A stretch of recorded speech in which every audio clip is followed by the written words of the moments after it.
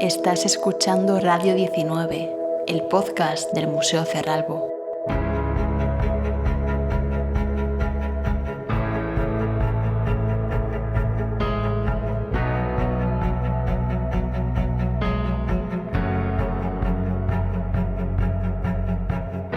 Hola cerralbianos, ¿cómo estáis?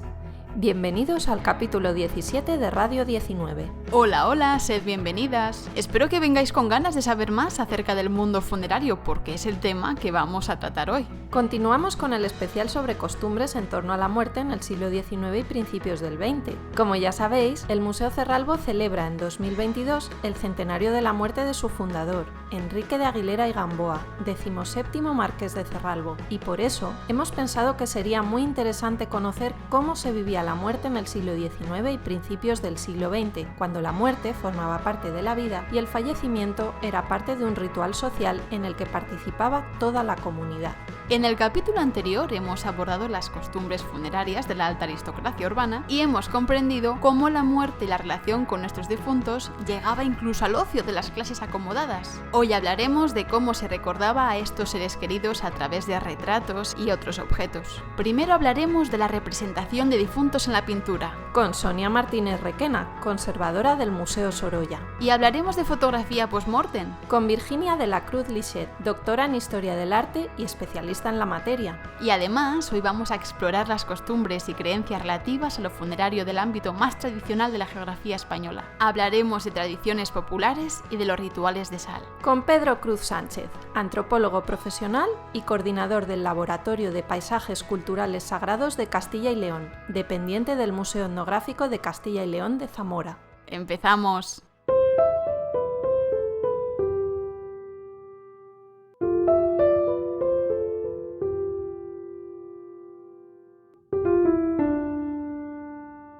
Independientemente de la época en la que nos encontremos, cuando muere un ser querido nos servimos de los objetos para recordarle. Por ejemplo, en el siglo XIX se podían secar algunas flores de las coronas funerarias en el interior de un libro y se atesoraba el recordatorio de difuntos, una composición diseñada con gran cuidado y que podía ser impresa incluso mientras la persona vivía. Pero había otra serie de objetos para el recuerdo que eran muy personales y que pasaban a manos de amigos o familiares. Nos estamos refiriendo a las joyas de pelo, es decir, a joyas realizadas con cabellos de un ser querido difunto. Se hacían desde medallones a pulseras trenzadas, y en el Museo Nacional del Romanticismo se pueden encontrar ejemplares preciosos que además fueron estudiados por Nuria Lázaro, especialista en joyería.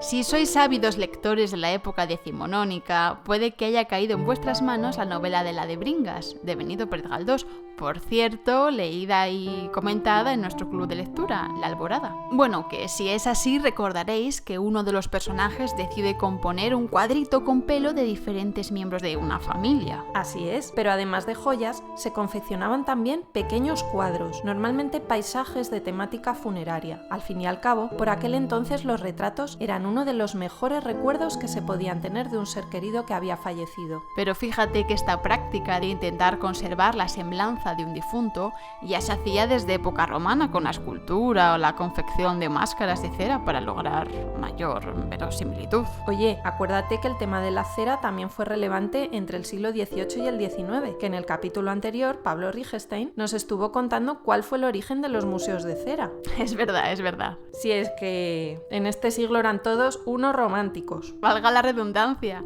Cecilia, yo quiero saber más sobre estos retratos para el recuerdo. ¿Damos paso a nuestra primera invitada? Por favor, demos la bienvenida a Sonia Martínez Requena. Muchísimas gracias, estoy encantada de estar ante los micrófonos de Radio 19.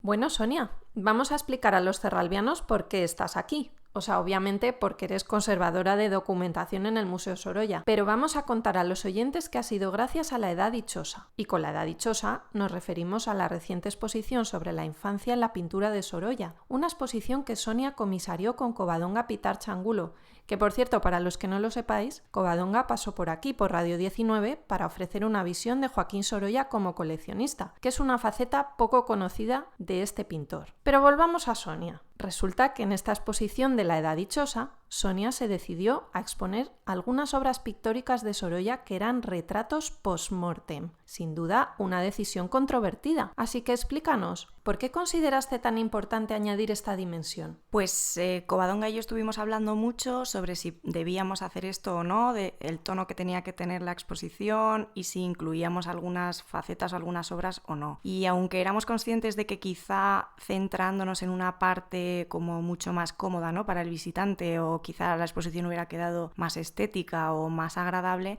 pero por otro lado sabíamos de la existencia de esta producción en la obra de Sorolla y no nos parecía tampoco que estuviera bien ocultarla, ¿no? Por mucho que sí que es verdad que hubiera podido resultar controvertida para algunos visitantes o que incluso nos hubiera podido granjear alguna crítica, que de momento pues no nos ha llegado ninguna, pero probablemente hubo a quien no le gustó, seguro. Nos parecía que no podíamos ocultar tampoco eso, ¿no? A la hora de hacer una exposición que pretendía ser una revisión sobre la temática de la infancia, para nosotras era importante tratar todos los temas, ¿no? Y yo desde luego no me sentía cómoda comisariando una exposición sabiendo que Sorolla había dedicado su tiempo y su esfuerzo a retratar también a este tipo de niños y ocultándolo solamente por ahorrarnos un problema, ¿no?, por así decir. Entonces, bueno, después de hablarlo entre nosotras y también con Enrique, nuestro director, la verdad es que llegamos a la conclusión de que aunque pudiera ser un poco escabroso, había que incluir esa obra en la exposición. Entonces, ¿podemos decir que esta exposición de la Edad Dichosa fue una gran oportunidad para contemplar una parte de la obra de Sorolla de la que no se tenía tanto conocimiento?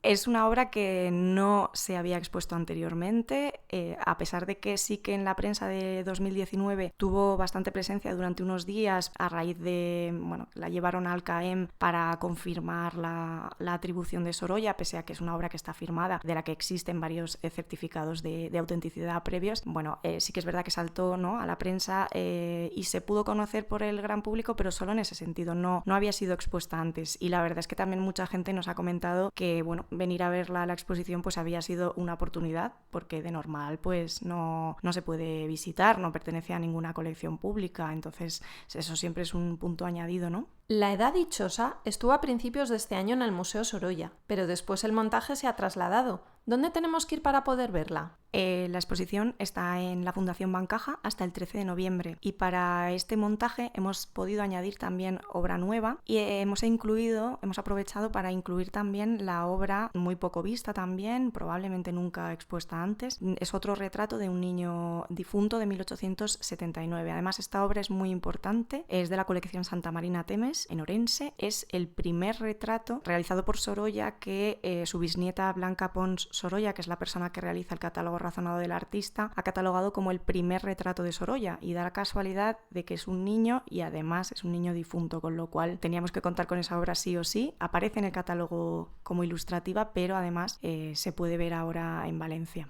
Sonia, si pensamos en cuadros, en pintura occidental donde se representen difuntos, rápidamente pensamos en imágenes como Lección de Anatomía o una Lamentación sobre el cuerpo de Cristo muerto, que son obras que han podido basarse en cadáveres reales. Así que cuéntanos un poco si podemos hablar de pintura post-mortem solo en el siglo XIX o si es un fenómeno que se retrotrae a etapas anteriores. ¿Hay algún elemento clave o diferencial en este tipo de pintura durante la época decimonónica? Yo creo que quizá en el siglo XIX empieza a ser como más habitual, pero es algo que conocemos ya de antes. Por ejemplo, en el final de la exposición La otra corte, que tuvo lugar en el Palacio Real, ahí había un retrato de una monja difunta, de un anónimo del siglo XVII, porque era como muy común, ¿no?, realizar retratos de monjas o de monjes ya fallecidos. Por ejemplo, Velázquez tiene uno también de un monje muerto, que es de la colección del Bellas Artes de Valencia y que se pudo ver en la exposición Extraña Devoción del Museo Nacional de Escultura de Valladolid. También, por ejemplo, en esa sala de La otra corte había dos retratos de las hijas de Felipe III, María de Austria y Margarita de Austria.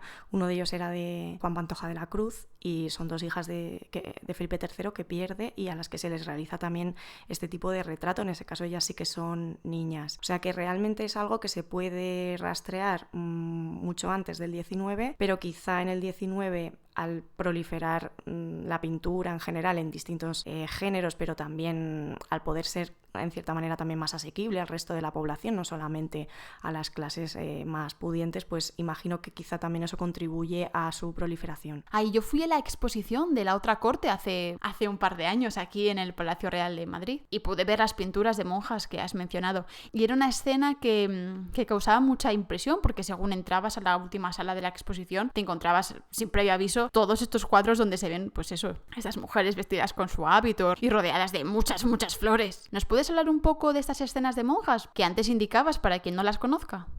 Son retratos de monjas que se parecen mucho a la tipología de monjas coronadas que son muy famosas en la pintura virreinal. En ese caso, pues ellas aparecen vivas y con una leyenda contando quiénes son. Y en este caso que comento, el que se vio, por ejemplo, en esta exposición de la otra corte, ellas aparecen tumbadas en el féretro, en el ataúd, pero rodeadas también nuevamente de flores. O sea que en ese sentido tiene como un parecido visual bastante importante. Es que en el monasterio de las Descalzas hay muchos cuadros de este tipo.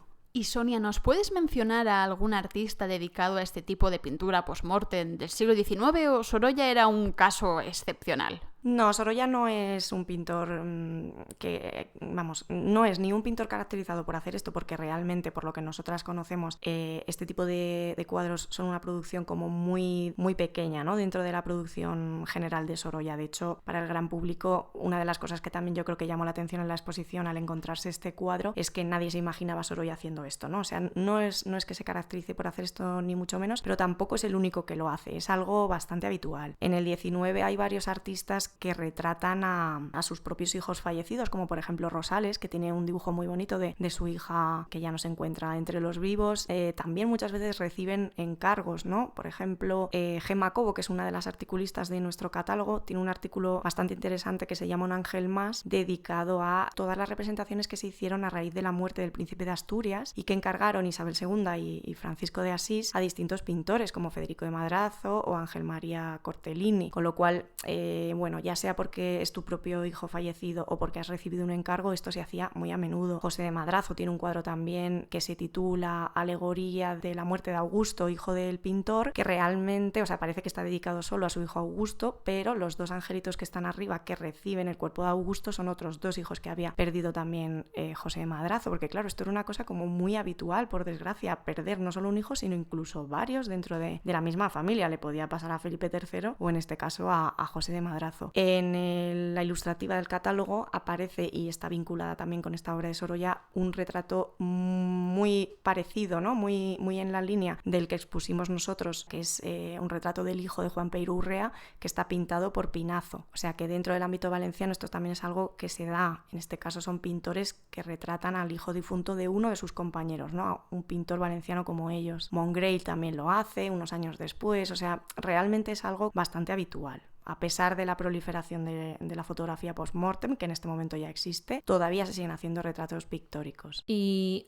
Di. Que Sorolla, además de estos retratos de niños difuntos que claramente se ve que han perdido ya la vida porque están en el lecho de muerte, etc., y en ese sentido son retratos como muy naturalistas donde podemos ver todos sus rasgos, también tiene dentro de su producción otros retratos de niños que ya han fallecido pero que él los pinta como cuando estaban vivos. Muy conocido el caso de el hijo de los Madinabeitia. Luis Madinabeitia falleció siendo un niño, entonces sus padres, que además eran muy amigos de Sorolla, le pidieron a Sorolla si podía pintar un retrato difunto del niño, y entonces Sorolla decidió pintarlo como cuando él estaba vivo, con los colores que tenía. Además lo contaba así cuando todavía vivía. Entonces Blanca Pons Sorolla siempre cuenta que a Sorolla le costó muchísimo aceptar ese encargo porque él seguía recordando al niño como era, entonces no podía afrontar ese cuadro hasta que no ya pasó un tiempo y decidió pintarle con los colores que tenía cuando estaba vivo, ¿no? Porque además era un niño muy unido a la familia, había ido al colegio con los hijos del pintor, y no es el único cuadro que tiene de ese tipo. Tiene varios que tú los ves y pone retrato de el niño que sea, ¿no? O retrato del hijo de quien sea, y tú pues piensas que es un niño pues vivo, y realmente cuando indagas un poco más descubres que para ese momento ya había fallecido, pero está pintado como si estuviera vivo, con lo cual resulta más difícil. O sea, igual hay veces que ves un cuadro y piensas que es un retrato normal, pero también es un retrato post-mortem, con la diferencia de que no es de los de este otro tipo que comentábamos, que sí que se diferencia, ¿no? Entonces, en el retrato post-mortem tiene que notarse que la persona ha fallecido. No, pero sí que es más fácil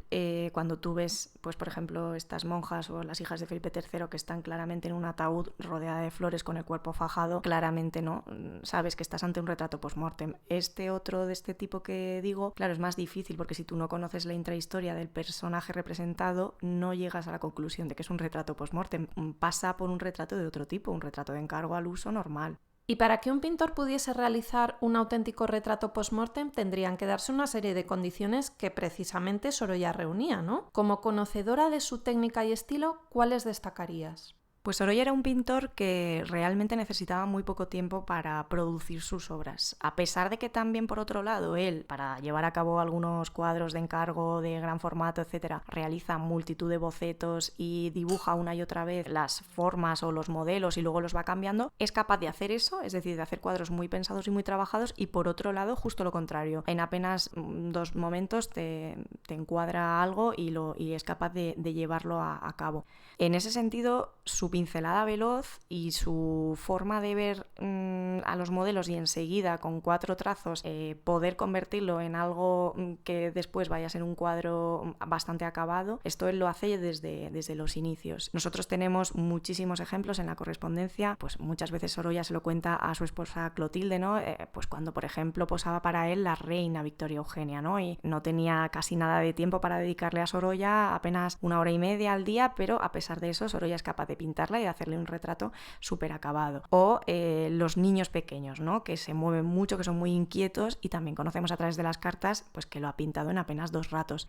Esta inmediatez que tiene Sorolla de forma innata y que ha demostrado tantas veces a lo largo de su carrera, sin duda le vendría muy bien para poder plasmar este tipo de representaciones, porque por supuesto en un momento tan íntimo no es de recibo estar mucho tiempo, ¿no? en esa casa, ni mucho menos estar allí tomando apuntes. Muy probablemente lo haría de memoria o también inspirándose en los retratos, en las fotografías post-mortem que eran muy famosas en este momento y además que tenían todas una composición muy parecida. Antonio García, el que será posteriormente el suegro de Sorolla, también tiene fotografías de ese tipo, a pesar de que él se va a dedicar a hacer otro tipo de representaciones, pero siempre es como muy parecido, ¿no? Es el niño tumbado en un lecho, una postura más o menos cómoda. Entonces, bueno, entre unas cosas y otras yo imagino que él concibiría la obra. Sonia, y existiendo en el siglo XIX la fotografía, ¿cuáles podían ser los motivos para que un difunto fuera inmortalizado mediante técnica pictórica o mediante el dibujo? ¿Era a lo mejor una práctica más exclusiva de los ambientes artísticos? Yo imagino que sí, o sea, cuando tú al final le pides a alguien que te haga un retrato, en este caso, por ejemplo, de Sorolla sí que conocemos, ¿no? Los casos de retratos póstumos suelen ir asociados a gente que conocía, ¿no? Amigos, porque Sorolla además está como muy concienciado con la muerte de los niños, constantemente en las cartas se refiere a que está muy preocupado porque hay mucha enfermedad o hay un ataque de difteria y de repente fulanito ha perdido a no sé cuántos hijos, y es como, no sé, está como muy concienciado con ese tema. Y entonces, pues de repente, por ejemplo, Juan Peiró Urrea pierde a un hijo y Sorolla, que vive en ese círculo, ¿no? Que es amigo de Peiró porque se conservan cartas en el archivo de Peiró o cartas de otros amigos y pintores del círculo valenciano hablando de Peiró, o sea, está claro que tienen una relación en esas fechas. Pues bueno, si tu amigo pintor ha perdido a un hijo, pues tú le haces un retrato un poco, entiendo que para darle un recuerdo que le ayude un poco a aliviar su dolor, ¿no? Va muy relacionado, yo creo, o sea, o muy en la línea de estos círculos artísticos y también como destinados a gente que son amigos, ¿no? No tanto a que una persona que no te conoce de nada te contrate para hacer un retrato, aunque probablemente también existían ese tipo de casos como los que hemos comentado antes del Príncipe de Asturias, o sea, imagino que dependiendo de la circunstancia. Sonia, nos lo has explicado todo de maravilla. Muchísimas gracias por acercarte a Radio 19 ahora que estamos celebrando el centenario Cerralbo. Ha sido un placer recibirte y que los cerralbianos puedan conocer cómo era la representación de difuntos en la pintura en el siglo XIX y principios del XX, contexto en el que se inscribe nuestro museo. Pues me ha encantado venir, espero vuestra invitación para volver. Muchas gracias, Sonia.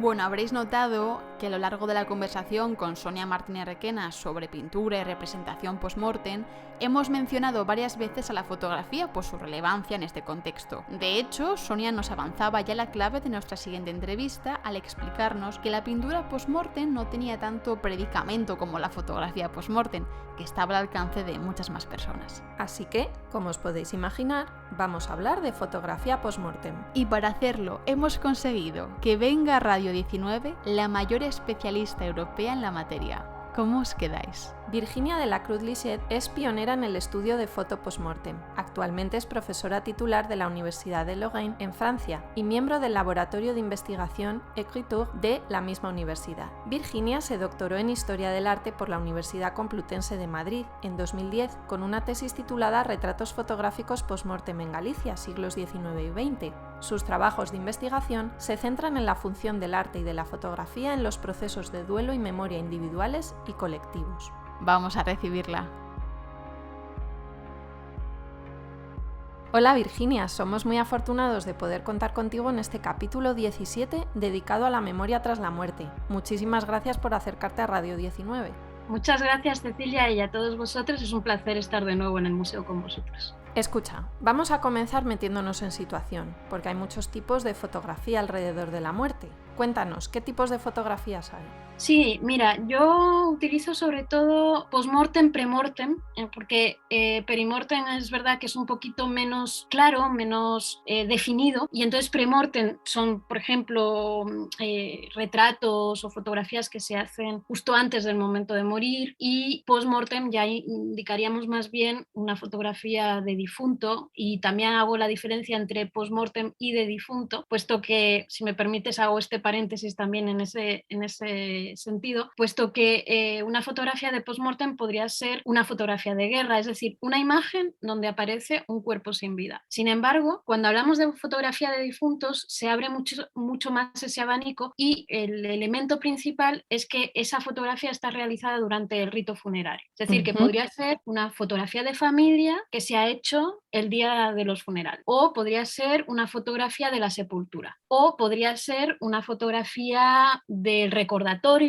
o de la composición floral que han ofrecido pues, o la comunidad o los familiares, etc. Es decir, que entra muchas más tipologías de imágenes que no solo la de la representación del difunto en la fotografía. Vale, entonces nos anotamos por aquí que las premortem son las que ya están hechas justo antes de morir, las postmortem las del cuerpo ya sin vida, y las de difuntos son del rito funerario. Bien. Oye, ¿y nos podrías hablar más concretamente del retrato funerario o retrato post-mortem? Nos interesa especialmente, porque en el siglo XIX era el que encargaban los familiares para recordar a su ser querido. Háblanos de ellos, porque sabemos que tú tienes hasta categorías establecidas. Sí, yo me basé en... Había muy pocos estudios o libros publicados sobre, propiamente dicho, la fotografía post-mortem o de difuntos. Hay mucha bibliografía sobre alrededor de la muerte, las representaciones pictóricas, etcétera, sobre todo en el Reino Unido, pero yo me basé en un primer libro que se publicó en los años 90 de Jay Ruby, donde él ya establece 3 tipologías que son evolutivas en el tiempo para Estados Unidos, que es representar al difunto como vivo, 20 años más tarde en Estados Unidos, porque hay un decalage en función de los países, luego hay variantes, pero unas décadas más tarde como dormido y unas décadas más tarde en el ataúd. Obviamente a esas tipologías, que son de una evolución en el modo de representación, habría que integrar otros grupos, por ejemplo, retrato de niño individual, adulto también individual,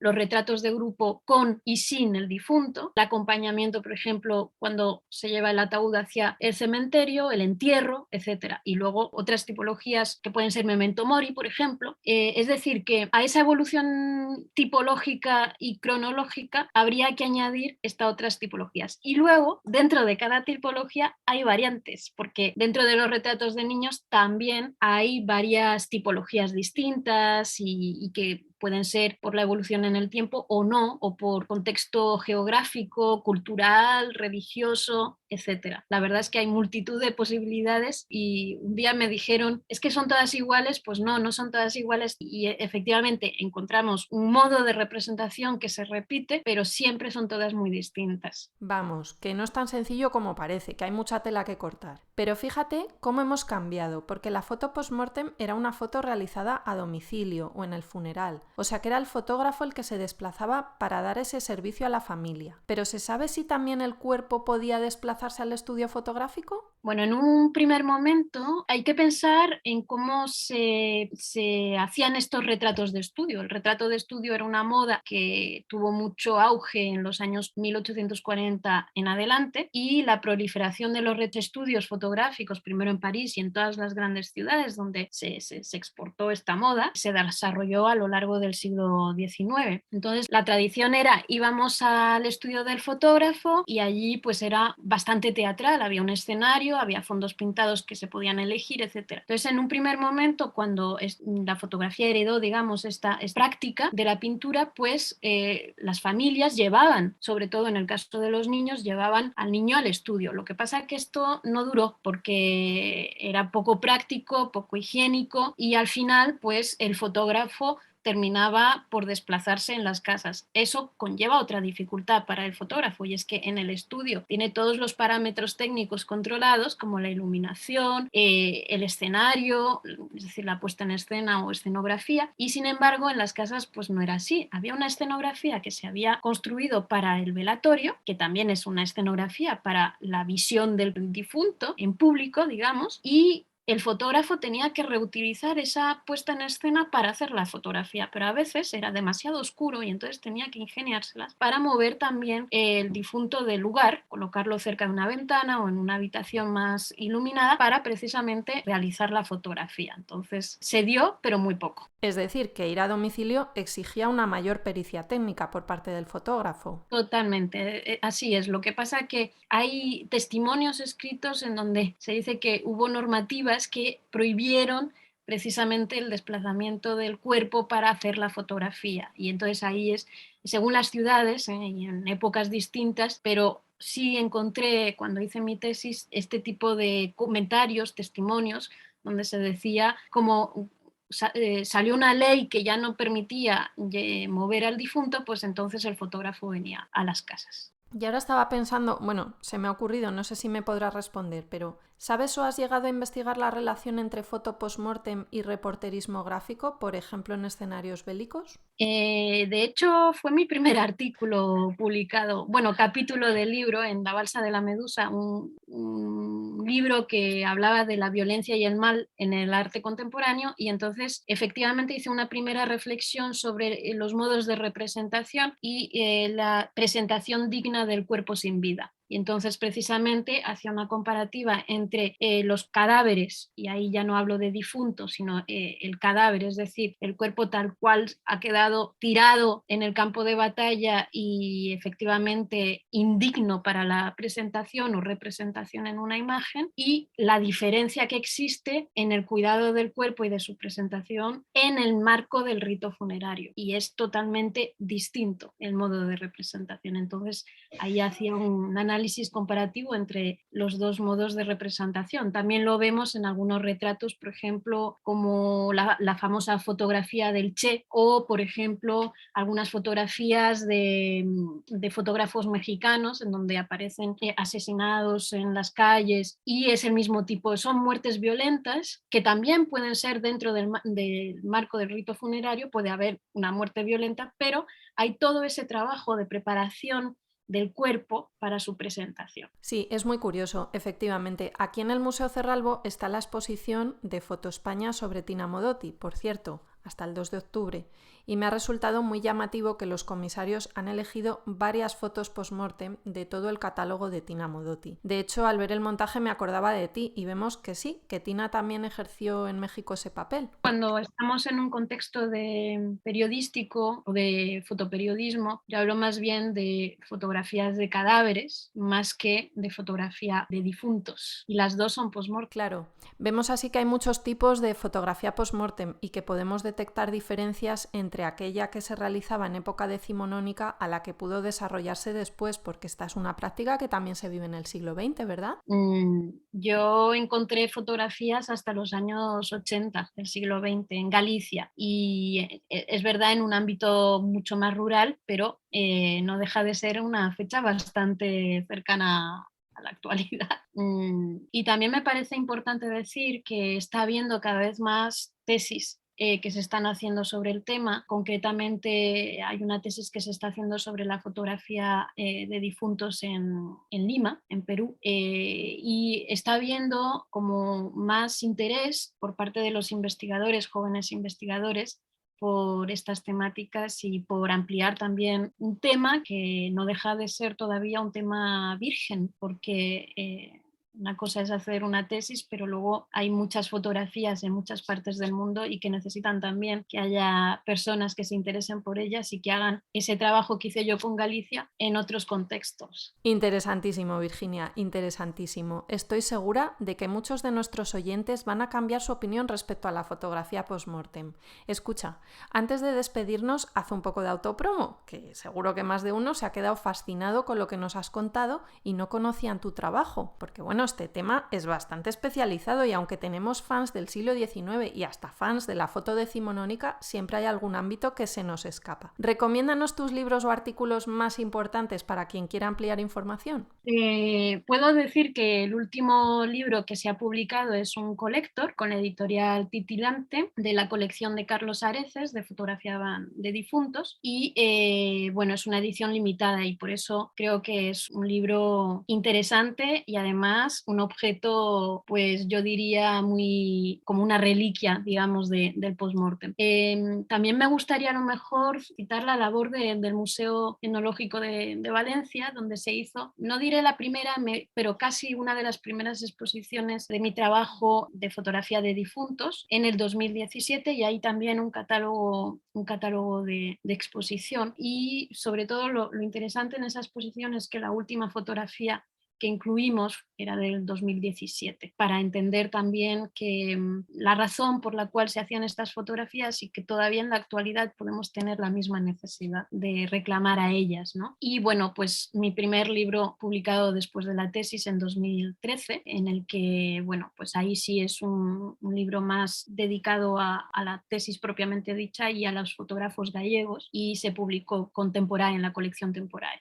Sí, el artículo que se publicó en el Museo Cerralbo sobre 2 fotografías del Marqués, que eran fotografías no de difuntos, no post-mortem, y precisamente ese fue un trabajo muy interesante porque era un material que no es muy visible, sobre todo para personajes ilustres, y eso fue tan interesante para mí de poder trabajar con esas fotografías y te agradezco también que me las hubieras hecho llegar también para análisis.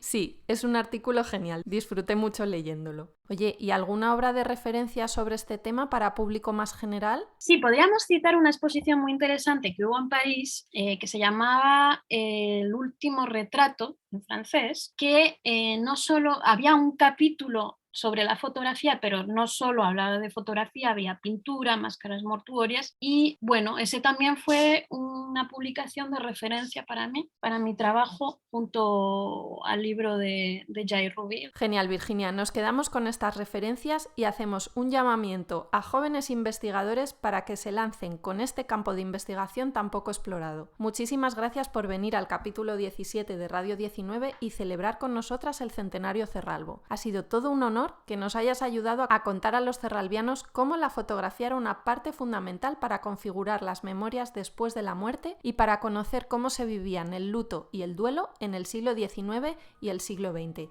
Ya sabes que aquí en el Cerralbo tienes siempre tu casa. Pues muchas gracias a vosotros y siempre con mucho gusto participo a todo lo que hagáis.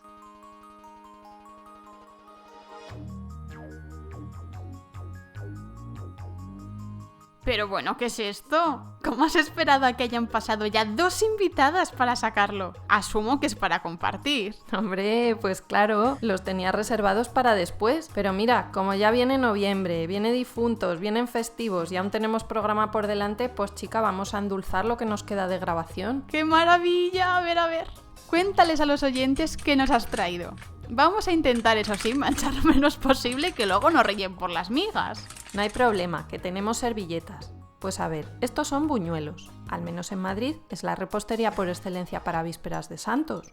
Eso te iba a decir, que en otras zonas somos más de huesos de santo, pero vamos, que depende, por ejemplo, en Cataluña y Aragón creo que son más de panellets. Antes, en el siglo pasado, durante el velatorio los familiares ofrecían a los asistentes dulces o licores, como una forma de agradecer su compañía, y al final lo que se ha quedado es la tradición de hacer algunas de estas recetas de repostería en fechas señaladas como esta. Oye, vamos a probar esto, que en mi tierra se dice que cuando te comes un buñuelo sacas un alma del purgatorio. Claro, Emma, todo sea por las pobres ánimas. A ver. Delicioso. Eres una chef. Pues te agradezco tu confianza en mis capacidades culinarias, pero la verdad es que son comprados. En mi pueblo por esta época lo que se hacen son las fiestas de los calbotes, aunque ya se ha perdido gran parte del significado original de la fiesta. ¿Calbotes? Sí, mira, los calbotes son las castañas. Y antes, el día de Todos los Santos se iba al campo a dar calor a los espíritus que se encontrasen cerca, y al tiempo se asaban castañas en una hoguera. Por la noche se iba pidiendo para la iglesia, y las mujeres se reunían en el camposanto a rezar. Tú me estás diciendo la moragá. Puede ser. En cada lado tiene un nombre, porque se celebra en Castilla y León, Extremadura, Galicia, Cataluña, Asturias... Seguro que ahora habrá algún oyente diciendo, pues en mi pueblo también se celebra y no habéis dicho nada. En ese caso, querido cerralbiano, déjanos en comentarios de dónde eres y cómo se llama esa fiesta en tu zona. Pero lo de los calbotes con la convivencia familiar y las peticiones de después es un poco como lo de dame los santos o te rompo los cántaros. ¿De qué? Dame los santos o te rompo los cántaros, ¿no?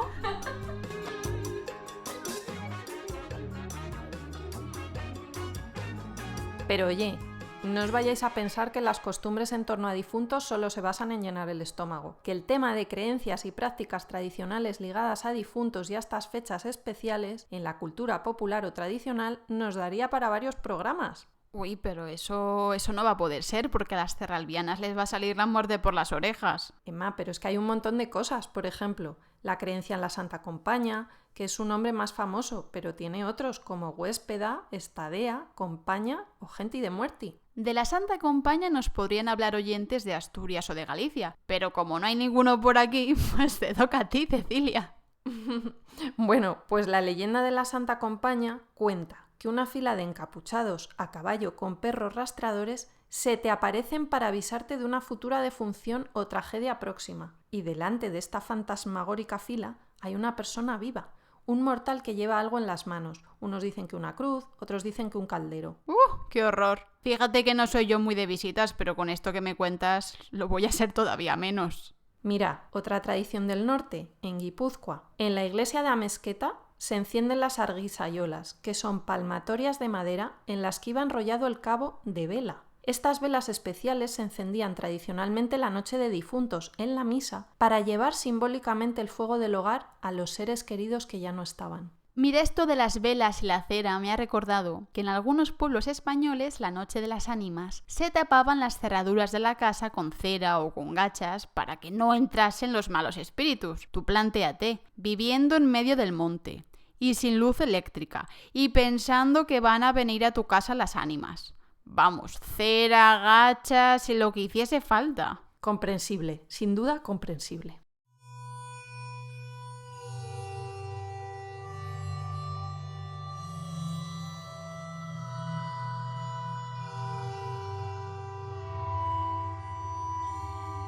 En el siglo XIX, la salvación del alma era un tema que preocupaba a todo el mundo, tanto a las clases más populares como a los estamentos burgueses, nobiliarios o eclesiásticos. Hoy queríamos hablaros de una práctica internacional que a priori era de índole popular, aunque se permeaba a todas las clases sociales, porque el miedo a la muerte hacía que las personas llevasen a cabo muchos por si acasos para asegurar que su alma se alejaba del mal. Damos así la bienvenida a Pedro Cruz Sánchez, nuestro último invitado, para que nos explique qué eran los rituales de sal. Pues sí, porque Pedro Cruz Sánchez es antropólogo profesional y actualmente es investigador adscrito a la Universidad de Trás-os-Montes y Alto Douro y es miembro del Centro de Estudios Transdisciplinares para el Desarrollo de la misma universidad. Sus investigaciones se centran en el estudio de los diferentes aspectos de la religiosidad popular, los paisajes sagrados, el patrimonio inmaterial, la arquitectura popular y la transhumancia. Como os contábamos al inicio, Pedro coordina el Laboratorio de Paisajes Culturales Sagrados de Castilla y León, dependiente del Museo Etnográfico de Castilla y León de Zamora. Además, como estamos en el Centenario Cerralbo y Pedro realizó su tesis doctoral sobre las cruces en la arquitectura tradicional de Salamanca, vamos a preguntarle por Ciudad Rodrigo, que es la ciudad en la que está enterrado el Marqués de Cerralbo. Genial, yo creo que ya nos escucha. Hola Pedro, ¿cómo estás? Hola, ¿qué tal? Buenos días. Hola Pedro, vaya suerte tenemos de que nos acompañes en el capítulo 17 de Radio 19, bienvenido. Encantadísimo de estar con vosotros. Muchas gracias. Pedro, les decíamos a nuestros oyentes que vamos a hablar sobre los rituales de sal, pero seguramente muchas personas desconozcan por completo este tema. Así que Pedro, tú como especialista en este tema, cuéntanos en qué consisten estos rituales, desde cuándo se documenta esta práctica y cuál es su contexto más habitual. Bueno, pues lo que se ha denominado rituales de sal consiste simplemente en depositar, ahora lo vamos a explicar mejor, en depositar unos platos con un puñadito de sal sobre el cuerpo del difunto, cuando está el cuerpo presente, en las alcobas o debajo de la cama. ¿Desde cuándo surge este fenómeno? Pues está relacionado con los enterramientos en el interior de las iglesias, intraecclesiam, que se dice en los documentos, o en el exterior de las iglesias, y seguramente es un fenómeno que documenta a partir de la Edad Media. No hay evidencias, no hay demasiadas evidencias, sobre todo arqueológicas, que es a través de las cuales pues, hemos podido documentar estos rituales, y se empiezan a documentar realmente lo que son la cultura material de estos rituales desde el inicio de la Edad Moderna, desde la Contrarreforma, un poco al hilo del gusto barroco por la muerte, con la presencia de estos grandes osarios. Pues todos conoceremos los grandes osarios, por ejemplo, a provincia de Valladolid de Bamba, los osarios que hay en Roma, en la República Checa, en Alemania, en Portugal. Bueno, en toda la Europa occidental encontramos todo este tipo de manifestaciones, de representaciones visuales de la muerte, y es cuando empiezan a comparecer. Hay que tener en cuenta que la práctica de los platos de sal es una práctica sobre todo eminentemente popular, no suele tener registros escritos, documentales. Su descubrimiento pues ha sido a través especialmente de la arqueología, cuando han empezado a aparecer dentro de las iglesias, en osarios,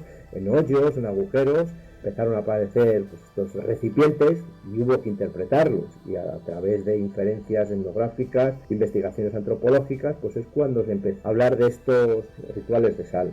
Vale, ¿y qué manifestaciones o qué prácticas inmateriales conllevaba el desarrollo de los rituales de sal? Bueno, pues la práctica de los rituales de sal consiste simplemente en depositar un recipientito con un puñadito de sal, tanto encima del cuerpo, cuando estaba recién muerto, en la fase de duelo, de luto, como debajo de la cama o en las inmediaciones. Los platos con sal, los recipientes con sal se acompañaban además pues, con los crucifijos en la mano, con medallas, etcétera, etcétera. Esto se hacía, esta práctica, pues a través de algunas informaciones etnográficas, especialmente del País Vasco, donde se ha conservado, tal vez con mayor duración en el tiempo. Existía la creencia popular de que poniendo estos platos con sal, con estos montoncitos de sal, pues evitaba que el mal entrase en el interior del cuerpo. Evidentemente, la edad en el antiguo régimen, sobre todo desde la edad moderna, pues siempre se pretendía lo que se llamaba en los documentos una buena muerte, y un vehículo para esta buena muerte pues era que el cadáver estuviese frente al demonio, al infierno, pues estuviese protegido. Claro, esta es la creencia popular, es lo que haciendo encuestas etnográficas recogía, pero había otra interpretación, es menos prosaica, que era lógica además, pues que era evitar, sobre todo en épocas estivales, en épocas de calor, evitar que los cuerpos se hinchasen, se inflamasen cuando estaban en la fase de duelo. Ajá, es decir que la sal a nivel práctica inmaterial, a nivel creencia, jugaba un papel profiláctico e incluso apotropaico, por lo que nos estás diciendo, de rechazar el mal y proteger al muerto y a la vez rechazar el mal. Bueno, al muerto y a su familia, a su vivienda, ¿no? Sobre todo al muerto, porque en esa fase entre el duelo y el enterramiento, el cuerpo estaba, entre comillas, desprotegido de alguna manera. Entonces se necesitaba por todos los medios protegerlo contra las adversidades, contra este pensamiento mágico del mal. Uh-huh. Algo como muy etéreo, no realmente... Bueno, el demonio, el diablo, no se sabía realmente. Entonces, bueno, pues... Sí, proteger su alma. Eso es. En la sal existen documentos de rituales similares, se documentaban en México incluso. Es algo universal, no era solo de España. Vale, entonces esto en cuanto a la práctica inmaterial. ¿Qué nos puedes contar respecto a la cultura material asociada a los rituales de sal? Porque... nos has hablado del contexto arqueológico y, si te he entendido bien, la cerámica tiene un papel muy relevante en esta práctica. Eso es. Se han empezado a documentar los rituales de sal, que hemos denominado rituales de sal, pues gracias a la arqueología. ¿Por qué? Porque las excavaciones en contextos funerarios de los entornos de las iglesias, en los atrios, en los interiores, etcétera, se documentaban en los osarios, aparte de un gran cúmulo de huesos largos, porque hay que tener en cuenta que los osarios son una selección, son limpias periódicas de las tumbas, y en estas limpias de huesos, en los cuales aparecían fémures, huesos de piernas, de brazos, cráneos, aparecían cerámicas. Que no era lógica. En un contexto funerario que aparecieran estas piezas no era lógico. ¿Qué tipo de piezas eran? Sobre todo platos de loza, tanto barnizada de tipo talavera o similar, como piezas populares, pero también hay cuencos, algunas veces salen algunas jarritas, pequeñas escudillas, que incluso en algunos osarios que hemos documentado, por ejemplo en Sahagún, en la provincia de León, los había de madera. Bueno, esto habla muy bien de una jerarquía también en este tipo de prácticas. Hay piezas valiosas, entre comillas, lozas buenas, lozas de mesa, de talavera, del siglo XVI, XVII, pero tienes piezas populares. Y uno de los tipos más característicos en estos de los rituales de sal, que son piezas casi fabricadas ad hoc para este tipo de ritual, son los platos con representaciones de palmas que se hacían en los alfares de lo que se llama los documentos las talaveras de Almazán, en Soria, la provincia de Soria, los cuales estos son platos similares o que reproducen ciertas decoraciones de las piezas estrella del momento, del siglo XVI, XVII, incluso XVIII, la serie de lechos, etcétera, la serie azul,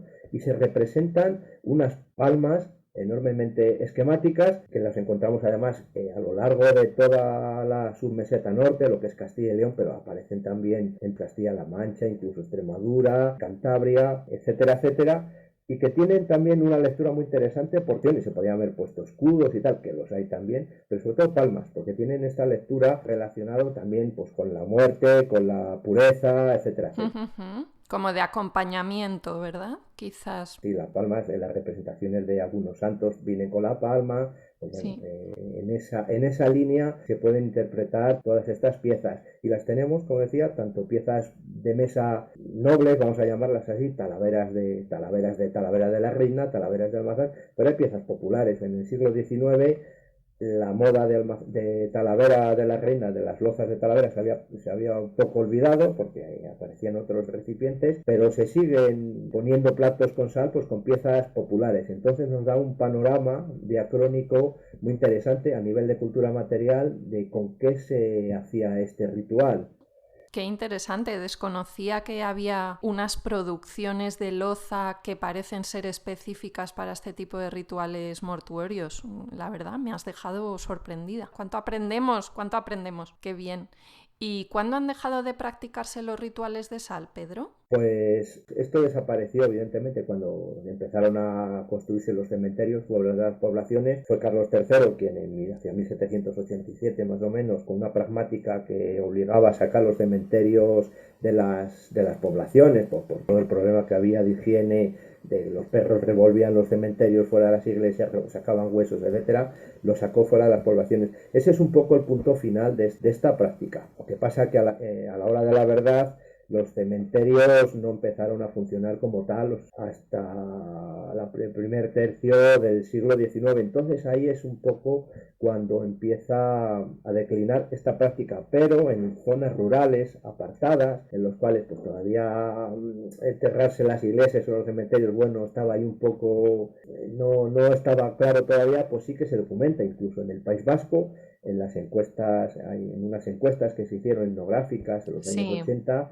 pues todavía había memoria. Posiblemente en los años 50 todavía se seguía haciendo esta práctica, que está además contrastada con las producciones cerámicas, como decíamos anteriormente. Encontramos muchos platos del siglo XVII y XVIII, pero los hay también del XIX, incluso del XX, las producciones populares, que decía anteriormente. Entonces yo lo he situado en mis trabajos y habitualmente se conviene que hacia la mitad del siglo XX ya esta práctica había desaparecido, que coincide evidentemente pues con el declinar del mundo rural.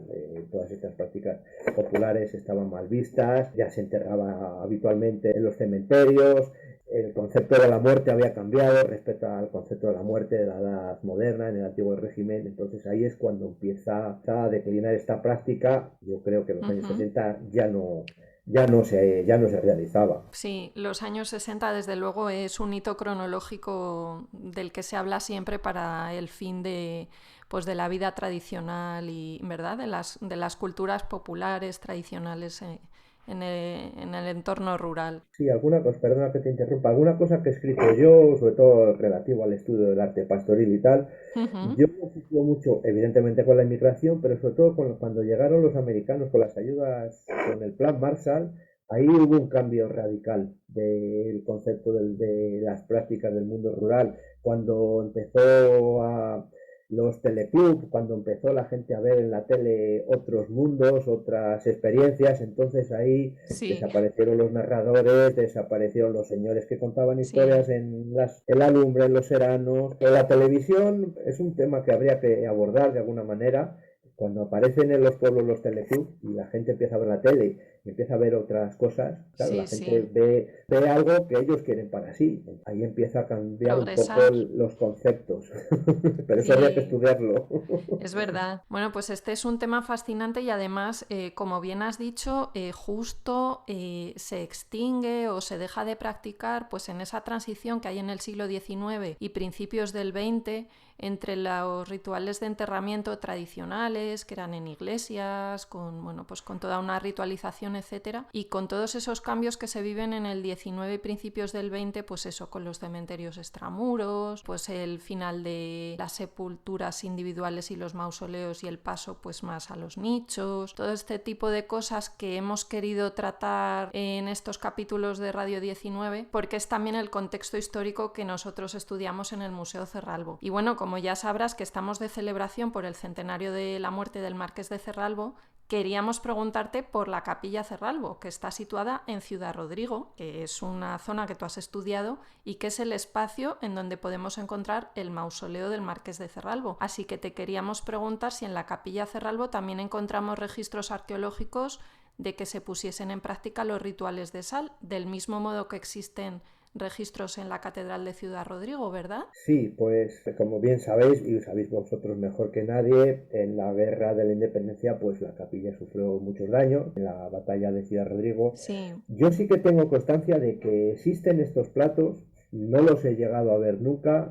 Esto sería más bien una información oral de buenos conocedores de Ciudad Rodrigo, pues gente que ha trabajado allí haciendo obras y tal, y ahí me han asegurado que se encontraron en un momento dado recipientes cerámicos que pues, por la descripción seguramente sean platos de sal. Es un dato interesante pues porque claro, en una zona, en una capilla noble del siglo XVI, un templo de estilo herreriano, además destinado a esta familia tan importante, que haya estas manifestaciones, pues bueno, habla de que es un fenómeno que no solo era para el ambiente popular, sino que también la burguesía, la nobleza, tenía ciertas creencias. Realmente yo no he llegado a ver esos platos, pero sí que me aseguran que haciendo obras sí que los han encontrado, los han llegado a documentar. Evidentemente estos son obras antiguas que bueno, no había, supongo que no había un control por parte de algún arqueólogo. Pero enlazando con lo que me comentas, yo sí que, porque lo he documentado de primera mano, los osarios del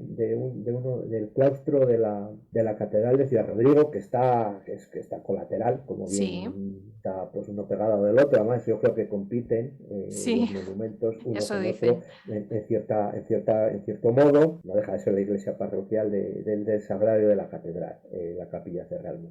Bueno, pues en el patio sí que se han documentado 2 osarios, uno de los cuales tuve la oportunidad de documentarme, meter un osario construido, una especie de cripta, que me dieron permiso para hacerlo, o bueno, por mis investigaciones, y ahí sí que aparecía una representación buenísima de recipientes, que seguramente eran muy similares, por lo que me dijeron, a los que parece que se documentaron en la Capilla de Cerralbo. Aparte de cerámicas de tipo popular, de recipientes de tipo popular, pues algún cuencos que venían de Zamora, de los alfares de Ciudad Rodrigo, de los alfares de la calle Olleros de Salamanca, aparecían una serie de producciones muy interesantes, eran piezas, platos, sobre todo en este caso eran platos de alfares portugueses. Es lógico porque Ciudad Rodrigo es una ciudad fronteriza, está Sí. muy cerca de la raya con Portugal, entonces es lógico que hubiera ese comercio, pero es que aparte parecían platos de procedencia francesa e inglesa, de principios del siglo XIX, Vaya. que bueno, que en un momento dado pues llamaría la atención, se entiende perfectamente y se explica perfectamente, porque claro, ya hubo tropas de esos países. Estaban los ingleses de Wellington, como todo el mundo sabe, defendiendo la ciudad. En todo ese ambiente bélico, pues había soldados de muchos sitios y traían Escudillas, ¿no? A lo mejor. sobre todo platos y cuencos. Y en un momento dado, bueno, pues muchos de los que fallecieron fueron enterrados por allí y pues hicieron este ritual de los platos de sal. Pues igual que lo pudieron hacer las personas enterradas en la Capilla Cerralbo. Siendo un ritual eminentemente popular o de carácter popular, alcanzó a mucha población. La salvación del alma no era cuestión, al final era algo común, era un miedo común que tenía todo el mundo. Los estamentos burgueses, nobiliarios, incluso los eclesiásticos, lo pusieron en práctica por si las moscas. Abre también una lectura social muy interesante, pues bueno, del alcance de estas prácticas tenidas por algo totalmente rural, popular. Pero que no lo debían ser tanto, como bien dices, porque traspasaban fronteras y traspasaban clases sociales y... Fronteras, porque esto se documenta en el Reino Unido, se documenta Sí, en sí. Francia, se documenta en Italia. El concepto de la muerte, sobre todo en el barroco, tiene una dimensión muy amplia. Realmente la muerte era tal vez más importante casi que la vida y siempre había que prepararse para una buena muerte. Hay muchos tratados sobre el bien morir que se decía Sí, en los desde la libros, Edad Media realmente, Eso es. sí. Entonces, evidentemente, hay una tradición de la muerte, la cultura de la muerte está perfectamente integrada a la vida. Y eso en todos los estratos sociales, en los que decían algunos antropólogos o historiadores europeos, antes los domini, en la clase dominante, como los subalternos. Como se decía, la muerte que a todos alcanza y que a todos igualaba, ¿no? Sí, sí. O sea que... Claro, lo curioso es que siendo una práctica tan generalizada y tan común, no ha dejado rastro documental. Y tal vez habría que preguntarse por qué. Seguramente porque es una concepción de la muerte más íntima. Lo tengo bastante claro. A lo mejor era una práctica que se transmitía oralmente, que era consuetudinaria, que se pasaba de padres a hijos, igual que te enseñaban cómo amortajar a tus familiares, pues también te enseñaban que hay que hacer esto también para Claro, pero proteger.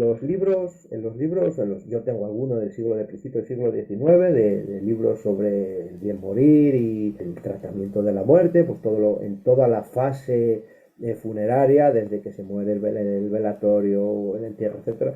De esto no se habla. Igual estaba mal vista Claro, tenía cierto toque, de por decirlo de cristiano, alguna manera, quizás. pagano, claro, Sí, sí. No era una práctica establecida por la jerarquía eclesiástica, eso por los es, tratados eclesiásticos. Esto eso no es. era como algo que se quedaba en casa y una vez que se hacía el cortejo funerario, esto era un ajuar más y algo que se enterraba. De hecho, si aparecen en los osarios es porque estos objetos son elementos en el fondo sagrados y tienen que estar enterrados, como dicen los tratados de la época, con decoro. Los huesos no se Ujú. tiran en cualquier sitio.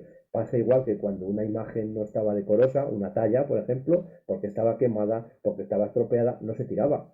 Se tenía que enterrar en sagrado, en un sitio con decoro. El concepto del decoro, como bien sabéis, en la edad moderna es muy importante. Entonces, bueno, hay muchas lecturas antropológicas que se pueden hacer de unas piezas que hasta hace pocos años, hasta que nos hemos empezado a molestar por estudiarlas, eran objetos, bueno, unas piezas arqueológicas que podían tener el mismo valor que los huesos o que las tumbas. Pero bueno, ese es nuestro papel también, preguntar a las cosas. Pues muchísimas gracias, Pedro. Me ha encantado la entrevista contigo, he aprendido un montón. Espero que los cerralbianos que nos están escuchando también les haya interesado, y ya sabéis que Pedro tiene un montón de publicaciones que el que quiera cotillear, pues ya os hemos contado un poquito. Y pues muchísimas gracias por estar con nosotros en Radio 19, Pedro. A vosotros, ha sido un verdadero placer y he estado súper a gusto. Y yo estos temas es que, como los digo, pues bueno, un gusto.